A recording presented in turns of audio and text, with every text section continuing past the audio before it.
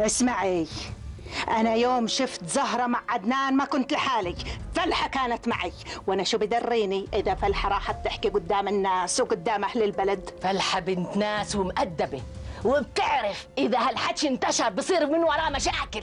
مدام بصير من وراه مشاكل، ليش بنتك تمشي معه؟ بدل ما تيجي تفتحي صوتك هالقد علي، روحي طب بنتك. من أي أبواب الثناء سندخل وبأي أبيات القصيد نعبر، وفي كل لمسة من وجودكم للمكرمات أسطر.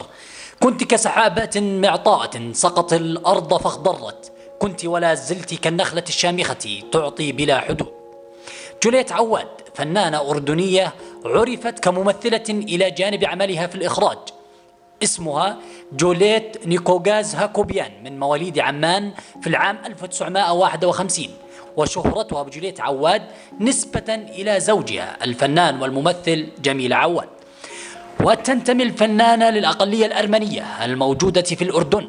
أكاديميا نالت شهادة البكالوريوس في الإخراج والتمثيل من يرفان أرمينيا العام 1972، وحصلت على الدبلوم العالي في مسرح الطفل. وعلى صعيد مسيرتها المهنية عملت جوليت عواد منذ تخريجها من الجامعة ولغاية العام 1978 عملت مخرجة لمسرح الطفل في دائرة الثقافة والفنون، كما عملت كمدرسة مسرح في عدد من المدارس الخاصة. من أهم أعمال جوليت عواد مشاركتها في مسلسل الكف والمخرز، إخراج نجدة إسماعيل أنزور عام 1985. منحت جوليت عواد جائزة أفضل ممثلة في مهرجان المسرح الثاني عام 1992. كما قامت جوليت عواد بإخراج مسرحية تعالوا نلعب في مهرجان مسرح الطفل عام 1993. انتسبت إلى رابطة نقابة الفنانين كعضو، وتعد من الشخصيات النسائية الرائدة في الأردن ومن أهم الممثلات الأردنيات.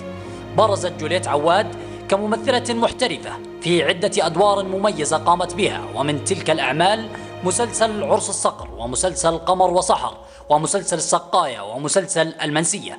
كما قامت جوليت عواد بالعديد من الأدوار إلى جانب زوجها الفنان جميل عواد، مثل أدوارها في كل من مسلسل التغريبة الفلسطينية بدور أم أحمد عام 2004، ومسلسل نمر بن عدوان بدور فلحة من إخراج صلاح أبو هنود عام 2007. صحيح اللي بشوف بلوة غيره بتهون عليه بلوته.